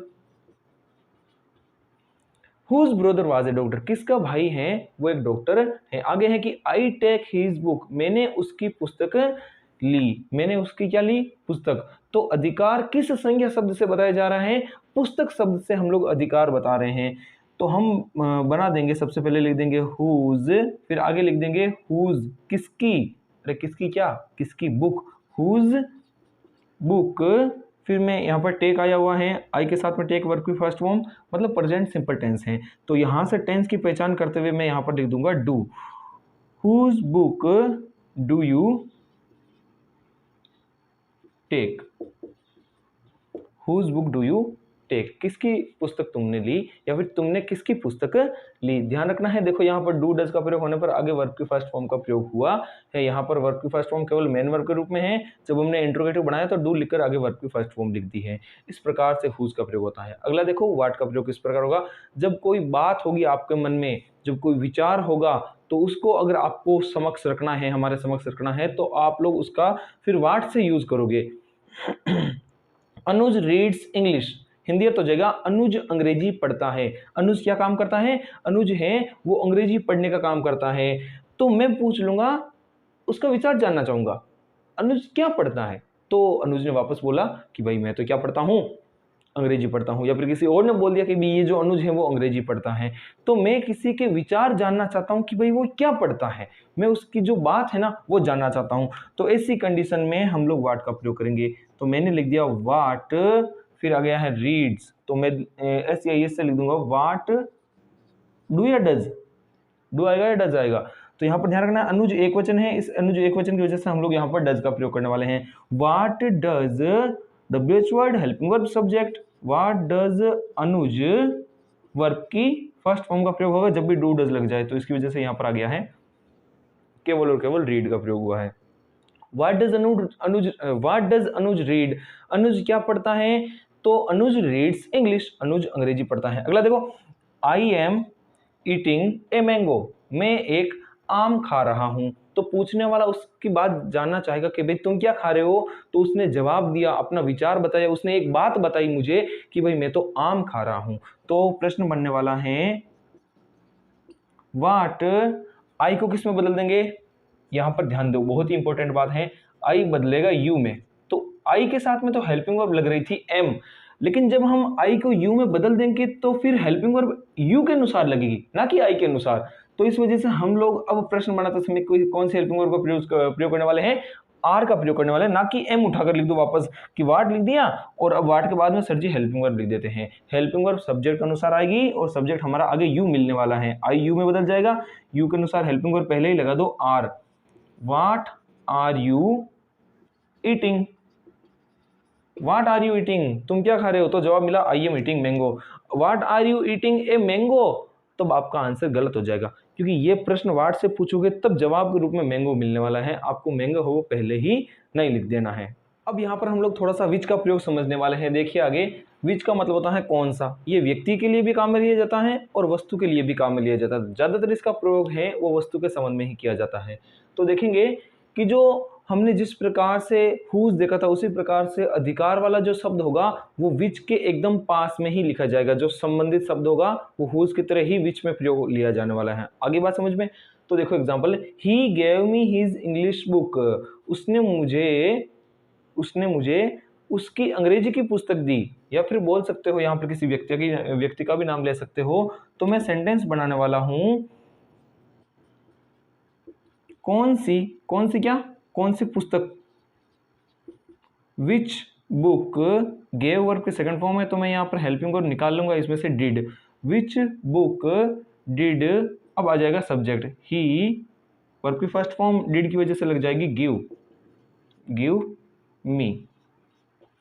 प्रश्न बन गया, प्रश्न क्या बना, which book did he give me, उसने मुझे कौन सी पुस्तक दी, सही बना क्या, sorry, which book did he give me, I की लाइन में से है ना, यहाँ पर थोड़ी गलती हो गई, हमने मी को बदलेंगे यू में, ऑब्जेक्ट वाला यू आने वाला है। विच book did he give you, देखो हमसे भी ऐसी कई बार मिस्टेक हो जाती है, तो आई वी और ये जो यू है इनका प्रयोग बहुत ही संभल कर करना है। आई वाली लाइन में से या फिर वी वाली लाइन में से अगर कोई भी शब्द देखने को मिल गया तो उसको वापस यू में बदल देना है, यू वाली में से मिल गया तो उसको वापस आई या फिर वी वाली में बदल देना है। सब्जेक्ट चेक करना पड़ेगा कि वो सिंगुलर में है या प्लूरल में है, उस अनुसार बदल देंगे। तो विच book did he give you, उसने तुम्हें कौन सी पुस्तक दी, तो जवाब मिला he gave me his English book, उसने मुझे उसकी अंग्रेजी की पुस्तक दी। आई होप आपको ये चीज समझ में आ गई होगी। Naresh is the intelligent of all boys, of all boys मतलब सभी में से, नरेश है किसी का नाम बच्चे का है, इज द इंटेलिजेंट होशियार बच्चा है, नरेश जो है वो सभी बच्चों में होशियार बच्चा है। जिस प्रकार से ये बुक शब्द उठाया था हमने यहाँ पर, उसी प्रकार से यहाँ पर क्या उठने वाला है, देखो यहाँ पर विच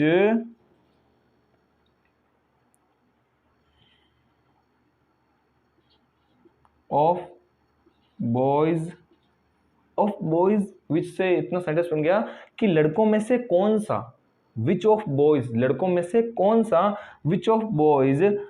अब यहां पर हम लोग ले लेंगे हमारा ये जो हेल्पिंग वर्ब है, which of boys is the intelligent, which of the boy is the intelligent, कि लड़कों में से कौन सा है, लड़कों में से कौन सा लड़का है जो कि होशियार है, तो मैं बोल दूंगा Naresh is the intelligent of all boys, Naresh है वो सभी बच्चों में होशियार है।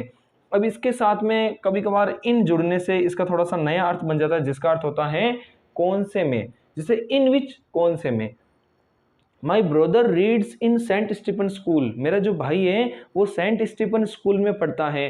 तो पूछने वाला ऐसा थोड़ी पूछेगा कि कौन सा, फिर वो प्रश्न पूछेगा कौन से में, वहां सवाल इस प्रकार बन जाएगा। तो यहां पर देखो प्रश्न बनने वाला है कि हम शुरुआत में लिख देंगे इन विच, क्या लिख देंगे, इन विच, कौन से में, कौन से किस में, कौन से स्कूल में, इन which school, in which school. अब बारी है हेल्पिंग वर्ब की, ये इतना सारा का सारा WH वर्ड, ये है WH वर्ड, और ये है इसके साथ में वो नाउन वर्ड जो कि इस रूल से जुड़ रहा है।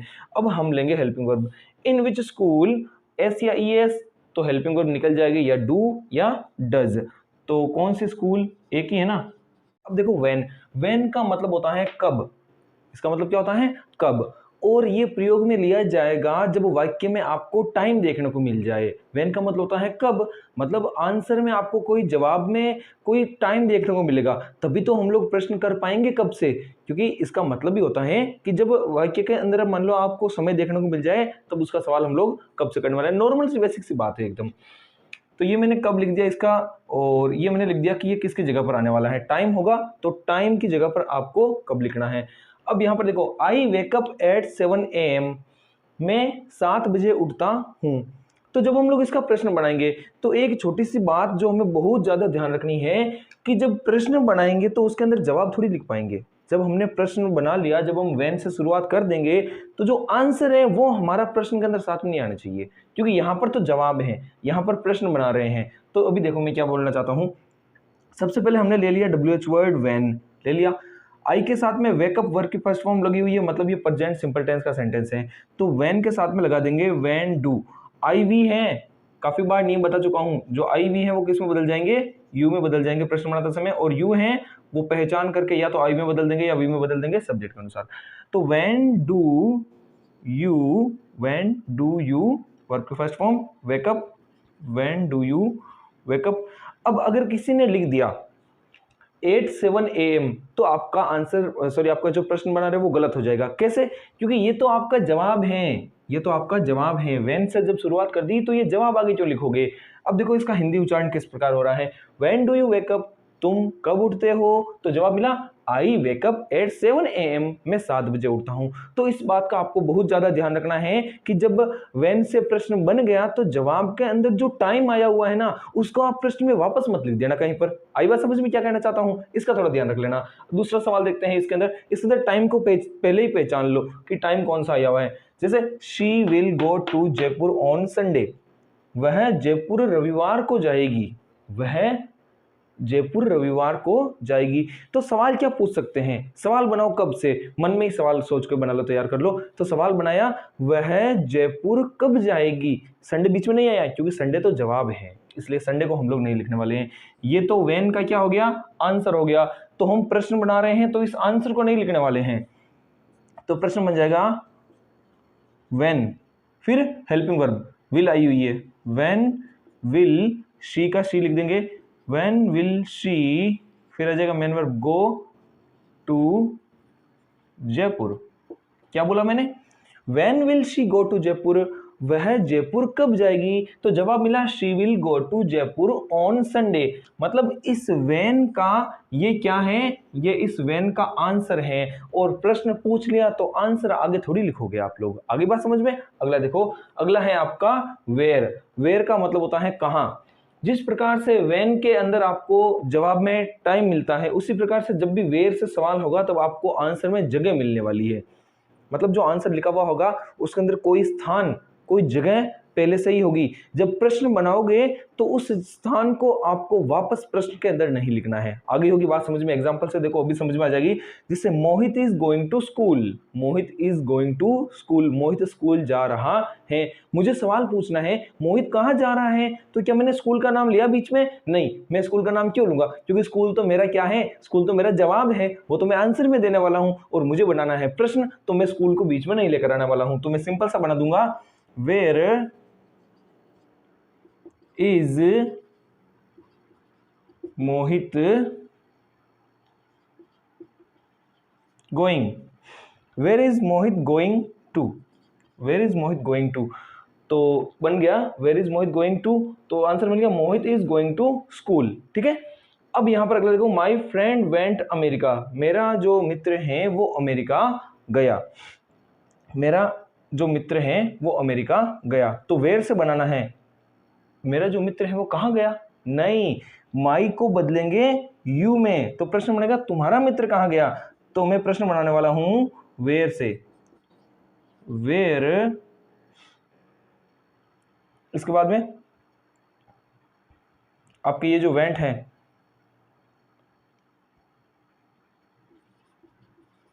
डिड, माई फ्रेंड का बन जाएगा your friend,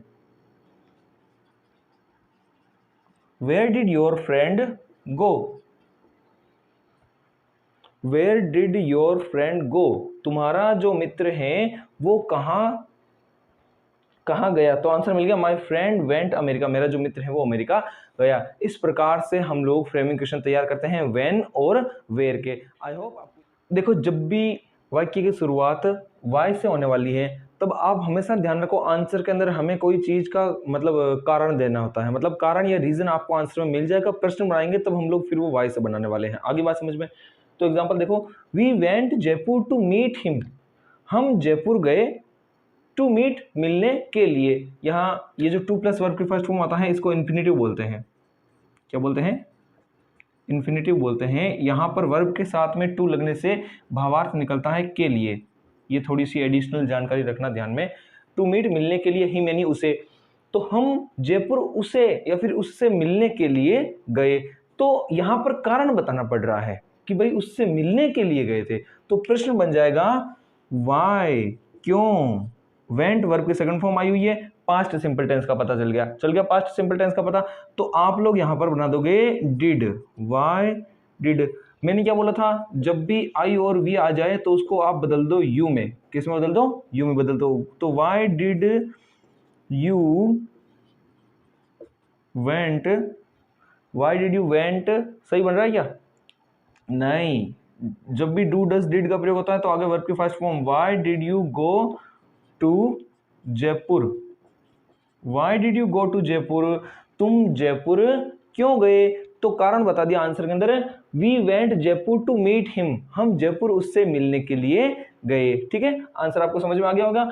I am reading English, मैं अंग्रेजी पढ़ रहा हूं, क्यों पढ़ रहा हूं, because I want to learn it, क्योंकि मैं इस अंग्रेजी को सीखना चाहता हूं इसलिए मैं अंग्रेजी पढ़ रहा हूं, तो प्रश्न क्या बन जाएगा, ये बिकॉज से लेकर आगे तो कारण बताया गया है कि भाई अंग्रेजी पढ़ने का कारण क्या है, ये जयपुर के आगे तो कारण बताया गया है कि भाई क्यों पढ़ रहा है, तो कारण को वापस प्रश्न के अंदर नहीं लिखना है, इतनी सी बात का थोड़ा सा आप ध्यान रख लेना। अब यहां पर समझो इस चीज को हम लोग प्रश्न कैसे बनाने वाले हैं, तो सबसे पहले तो लिख दो वाई, जिससे प्रश्न बनना है वाई, फिर टेंस का पता लगाओ, इज आर एम, तो आई के साथ में एम का प्रयोग हुआ है, आई के साथ में एम का प्रयोग हुआ है, हमें यू का प्रयोग करना है तो हम लेंगे यू के साथ में आर, ये बात क्लियर हुई। यहां पर वाई एम थोड़ी लिख सकते हैं, आई है वो यू में बदलेगा, तो हेल्पिंग वर्ब भी यू के साथ वाली लगेगी, तो हम लिख देंगे why are you reading English, why are you reading English, तुम अंग्रेजी क्यों पढ़ रहे हो, तो जवाब मिला आई एम रीडिंग इंग्लिश, मैं अंग्रेजी पढ़ रहा हूं because I want to learn English, क्योंकि मैं अंग्रेजी को क्या करना चाहता हूं, सीखना चाहता हूं।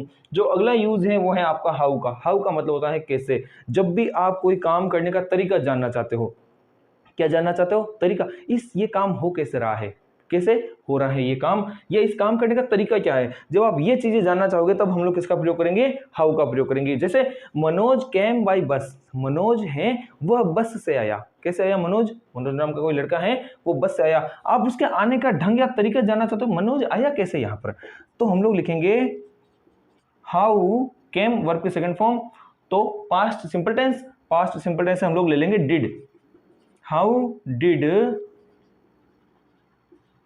Manoj come, how did Manoj come, he broke the window and stole the money, उसने खिड़की तोड़ी और वो पैसे चुरा कर भाग गया। मतलब ये आपके एग्जाम्पल लिया गया है रेड ट्रेप वाले पार्ट में से, 12th का जो पार्ट है उसमें से, तो यहाँ पर देखो ढंग और तरीका पूछा गया है, हाउ से वाक्य को हमें इसकी शुरुआत करनी है, तो हम सबसे पहले क्या कर देंगे, हाउ लिख देंगे।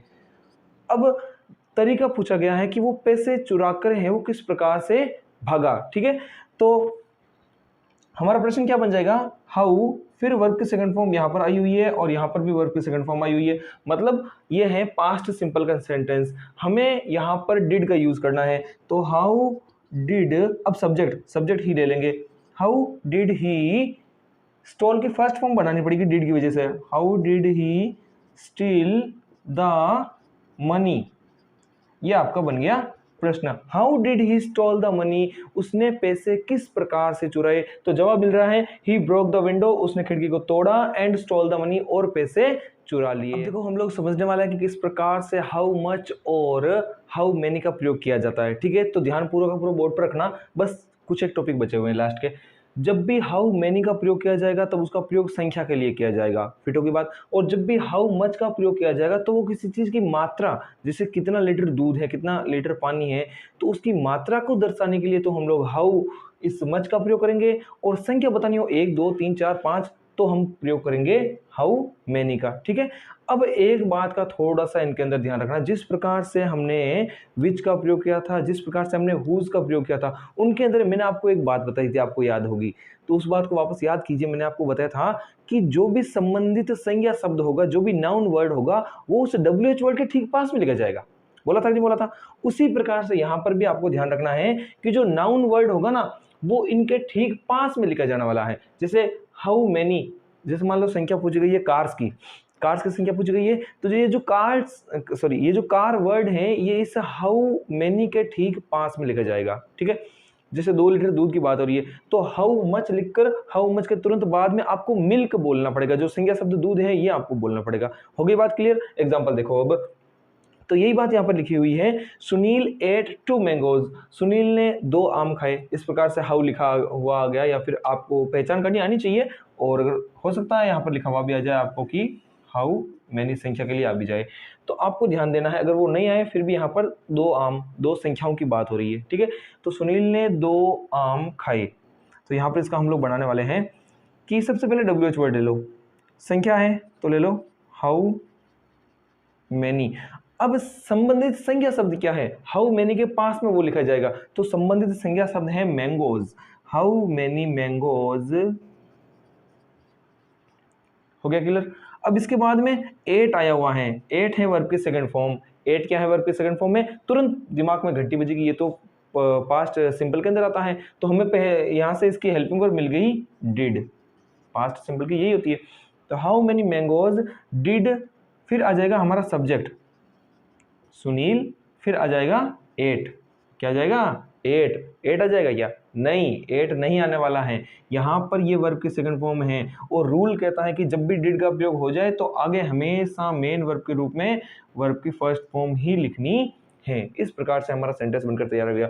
तो आप एक तरीके से समझो तो इस WH वर्ड के साथ में ये जो नाउन जुड़ गया, तो एक तरीके से ये पूरा का पूरा WH वर्ड का ही काम कर रहा है।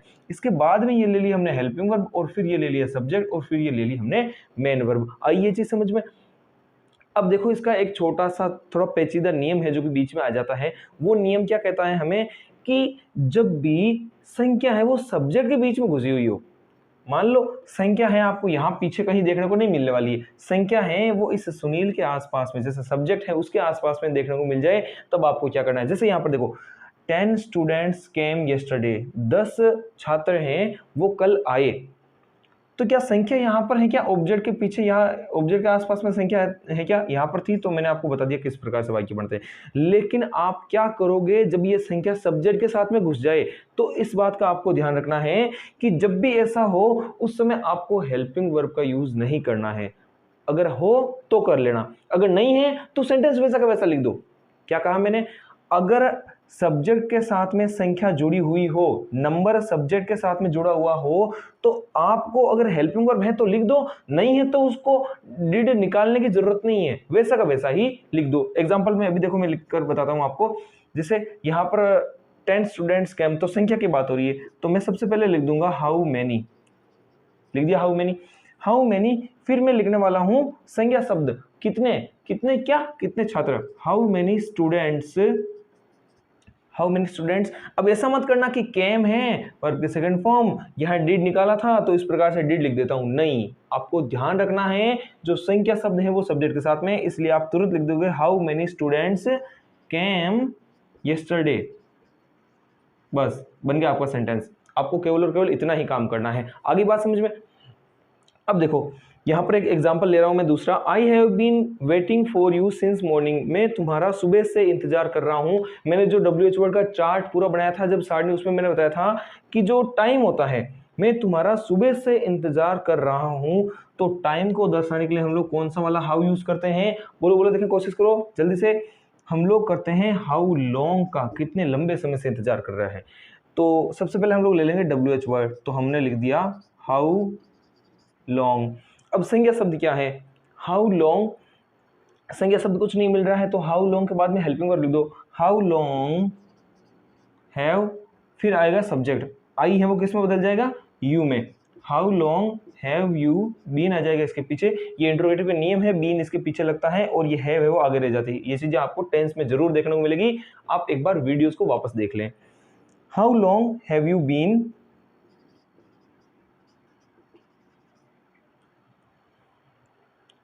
How long have you been waiting for. अब ये यू है, मैंने कितनी बार बोला है, आई और जो वी है उसको तो आपको बदलना है यू में, और कहीं पर यू है तो उसको बदलना है या तो आई में या फिर वी में। तो how long have you been waiting for me. प्रश्न को उच्चारण हिंदी में करो, तुरंत सेंस है वो समझ में आ जाएगा। देखते हैं, प्रश्न बोल रहा है कि how long have you been waiting for me, तुम मेरा कब से इंतजार कर रहे हो। तो जवाब क्या मिला, जवाब मिला I have been waiting for you since morning, मैं तुम्हारा इंतजार है वो सुबह से कर रहा हूं, लेकिन आप अभी तक है वो वीडियो देखने के लिए नहीं आए हो, पूरा देखिए इसको, आगे समझ में। अब एक और होता है इसके अंदर, हाउ फार। क्या होता है, हाउ फार। हम लोग इस हाउ फार का प्रयोग तब करते हैं जब हमें डिस्टेंस की बात करनी हो, दूरी की बात करनी हो, ठीक है। जैसे मैं बोल दूं कि जो मेरता सिटी है वो यहां से 30 किलोमीटर है, जैसे एग्जांपल के लिए बता दूं,